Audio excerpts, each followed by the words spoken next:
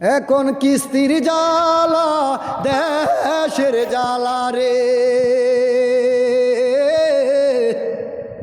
মইরা গেছি আমি রে, মইরা গেছি আমি। আমার মতন কত প্রবাসী